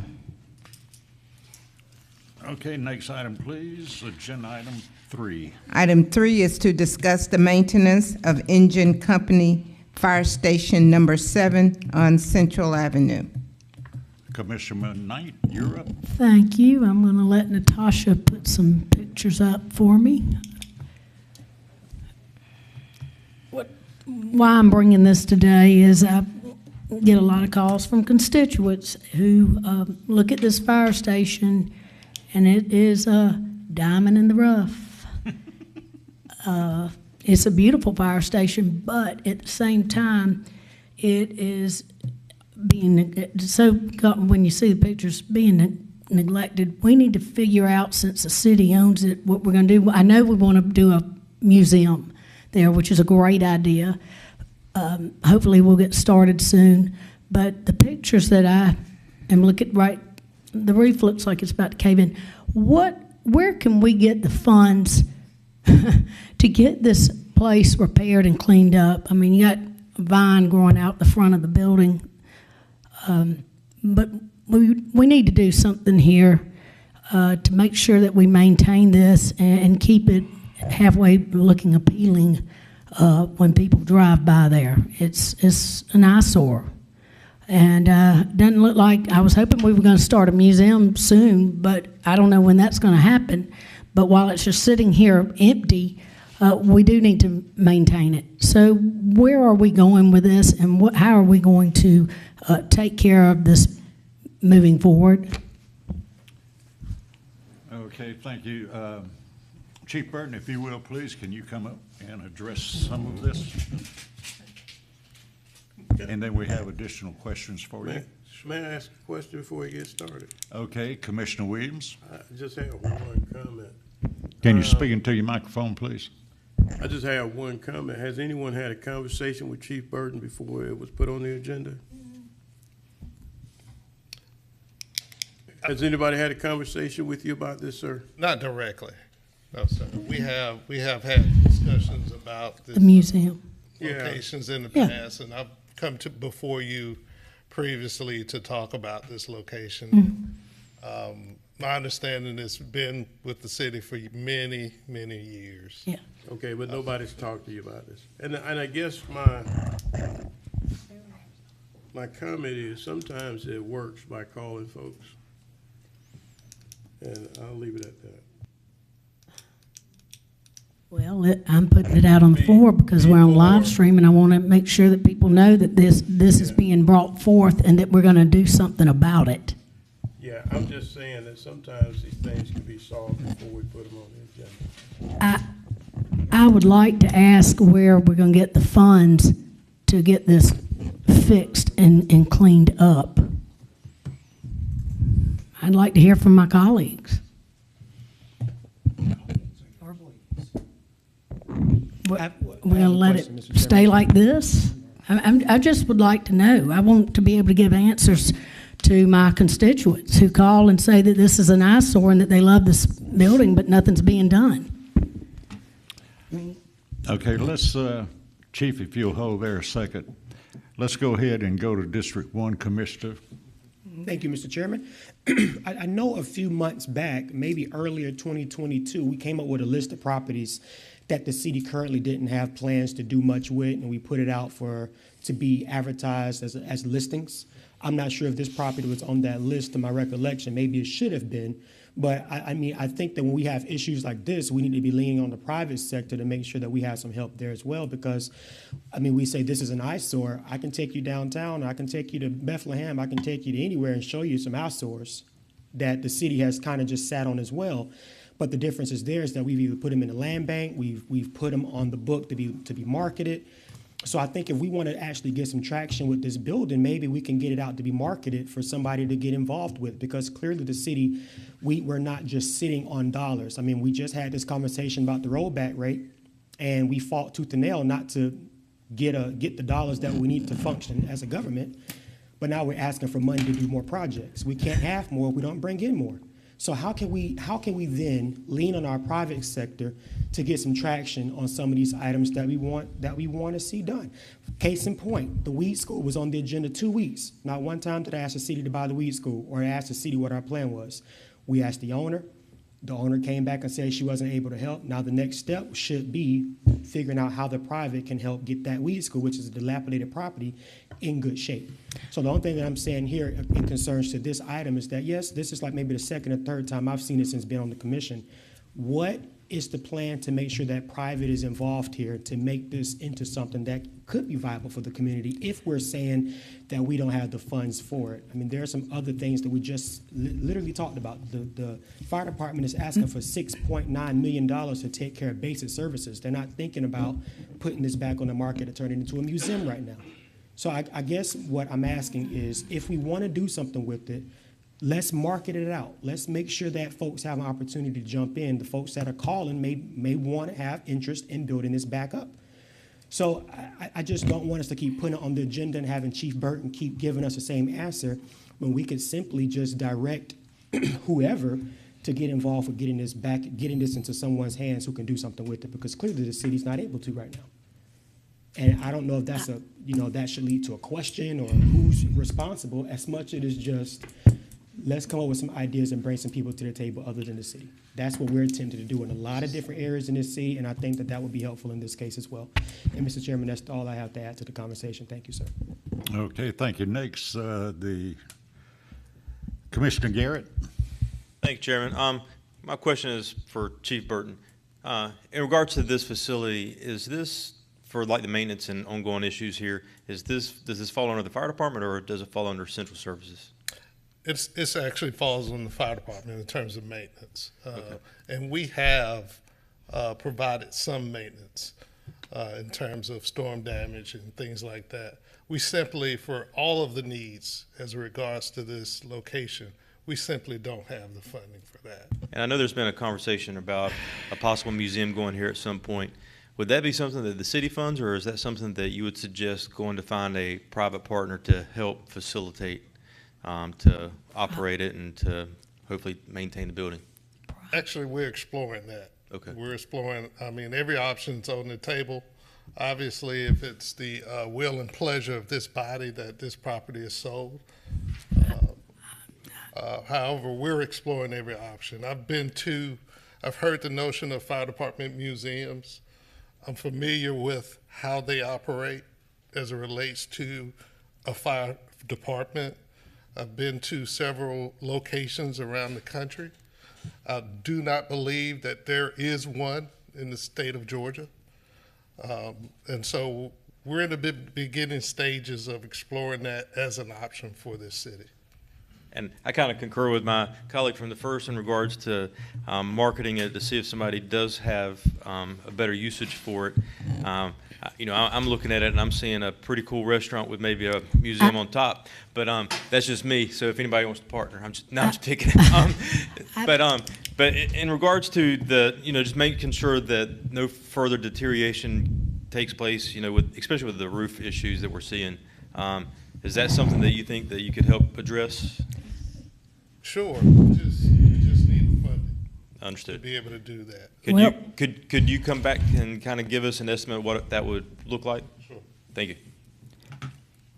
Yeah, I remember about a year ago I had this on the agenda. So yeah, I've put it on the agenda a couple of times. And one of the first times I mentioned was somebody that was interested in wanting to purchase it. But that at the time was not an option. It was that the fire department, we were going to keep it in the hands with fire department. So I just wanted to see what was going to be done. I'd like to see something fixed. We got some money, maybe some funding source from SPLOST, what, 800,000? Ms.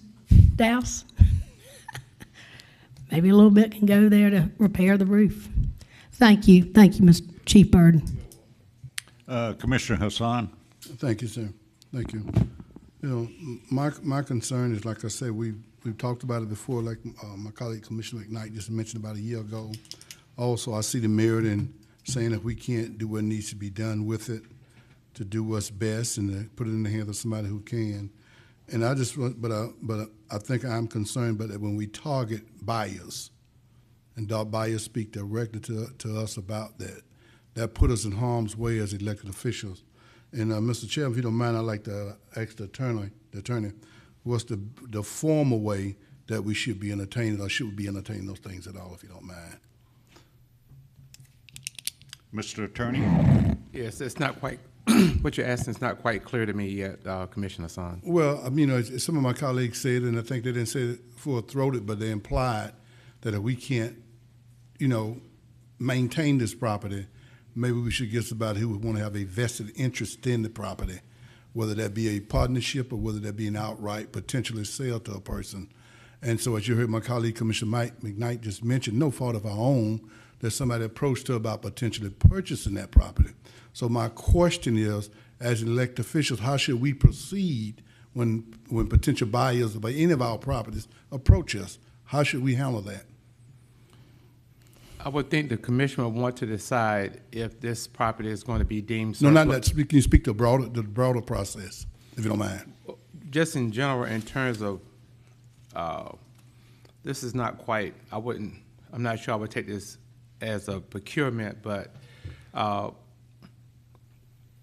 think if someone approaches the commissioner, regarding a property, et cetera, I think the appropriate action would be to provide that information to the administrator, because ultimately the commission is going to be the decision makers, and the commissioners should not be involved in picking and choosing where city property goes to on the individual level.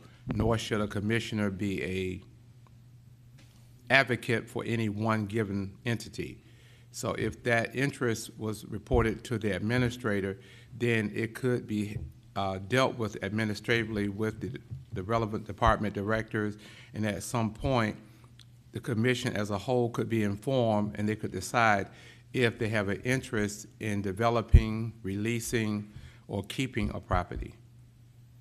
Well, thank you. Because I just want to say this, we had this conversation, you know, some of us talked about this recently, and my concern as we do this, I would never say we don't have assets, A-S-S-E-T-S, asset that we don't need to try to put in private sector hand through a formal process.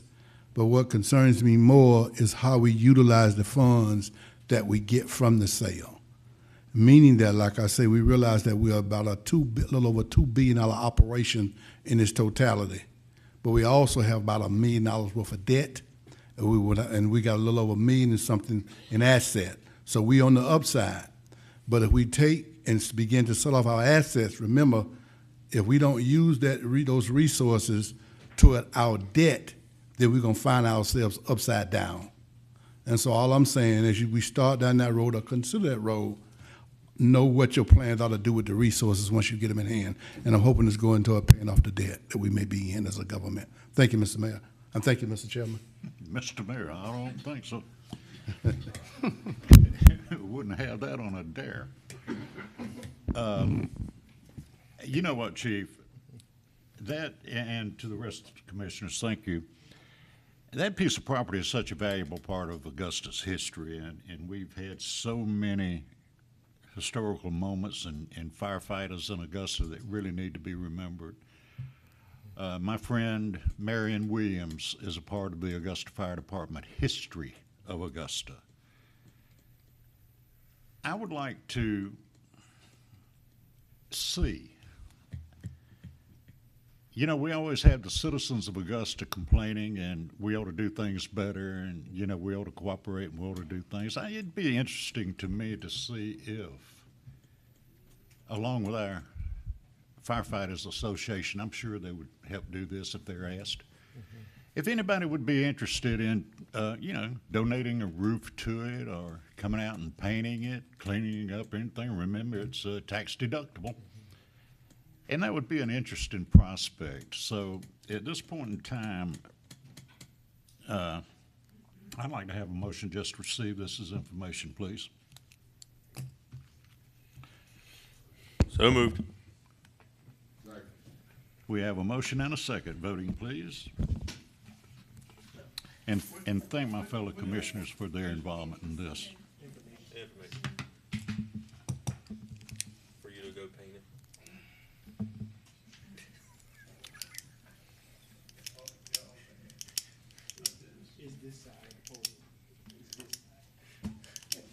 It's unanimous. Thank you. Agenda item number 5. Item 5 is a motion to accept funds for fiscal year 2021 FEMA staffing for adequate fire and emergency response in the amount of $4,928,040. Chief, you're on. So, SAFER grant. I am extremely excited to present this grant to you. I think as a fire department, we have a fiduciary as it relates to our stakeholders, and that's being fiscally responsible for as it relates to taxpayer dollars. And so we as a department should always be looking for ways to augment that through federal funding. So I am pleased to announce this grant. The department, I believe, if I'm not mistaken, this is the first grant of this magnitude for personnel in the history of this department. And so it's just one of the many transformational things we're doing here in the Augusta Fire Department. This grant will provide funding for 30 additional firefighters. It is a fully funded grant with no match or no cost to the city. And so very excited to bring this. This additional personnel will enhance it will enhance what we're providing to our citizens, but also provide some opportunities for jobs for our community. So I'm extremely excited about it. I've been fortunate enough to oversee a few of these grants in the past.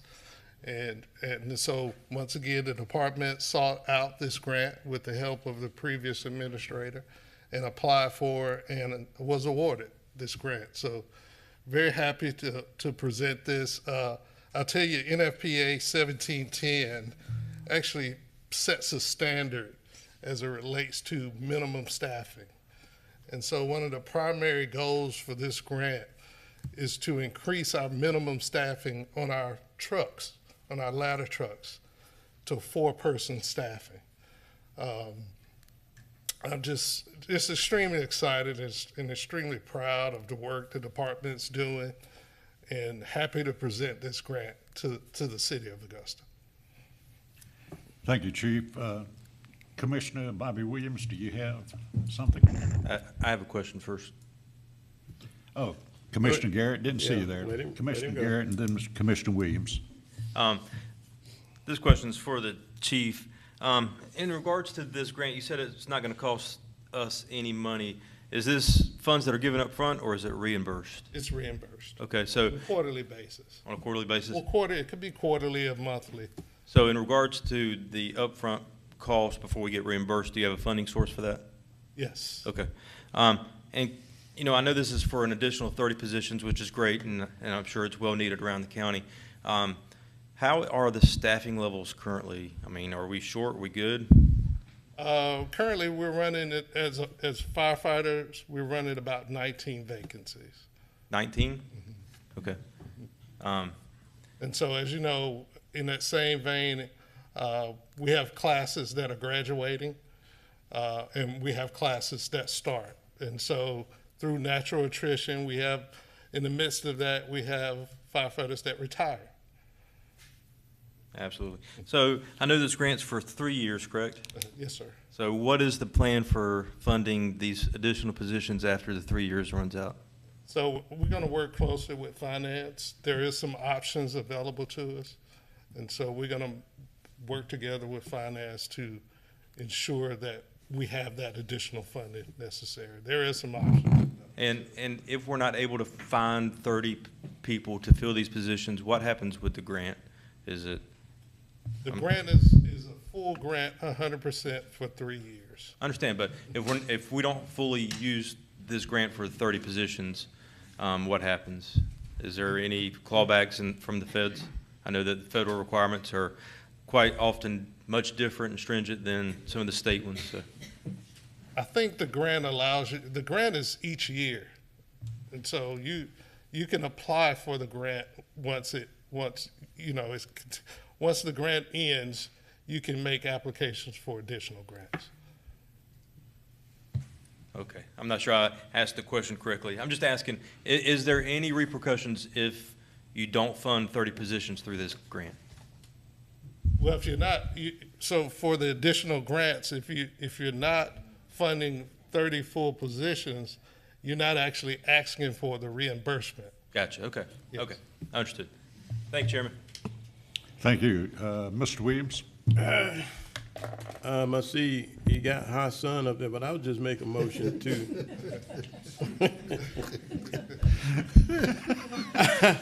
I'll just make a motion to approve. You're on dangerous ground. Second.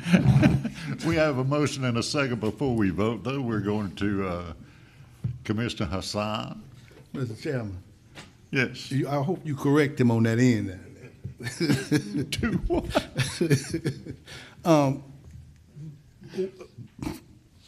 Chief Burton, you say you have 19 vacancies? Firefighter. Yes, I'm saying. You have a graduating class coming up Tomorrow. tomorrow. I was going to bring that up. Yeah, are they already considered on your payroll at this point? Correct. Yeah. So I want to extend the invitation to everyone. Okay. You know, this is another really transformational area in the fire department as it exists today, with training being really the basis for what we do. We're really going to celebrate this class tomorrow. I'll tell you that this class is the highest trained class of recruits ever in the history of this fire department. And so we're What do you base just that on? another- What do you base that on? Based it on the certifications we provided for them. Talk to us about the certification. So one, advanced EMT. This group comes out, they will be advanced EMT trained. They've received that training. They are taken to the level, not just firefighter 1, but firefighter 2. They receive hazmat ops as a basis for our training. So we've reimagined the way we train our recruits, which directly impact the services once they are released into operation. So you say these firefighters are cross-trained then? They are. Cross-trained, They are. okay. They're trained to a higher level than ever we've seen before in this fire department. Okay. Well, thank you very much. I'm gonna let go of the rest of my questions for that. That's a good note to end on. Thank you, Mr. Chairman, but don't forget my colleague on that. You You're need to welcome. say something to him, Mr. Chairman. Augusta Museum, 1 o'clock tomorrow. Thank you. Repeat that. Augusta Museum, 1 o'clock tomorrow afternoon. Thank you. And Chief, thank you very much for your service and your firefighters. We have a motion to approve and a second voting, please.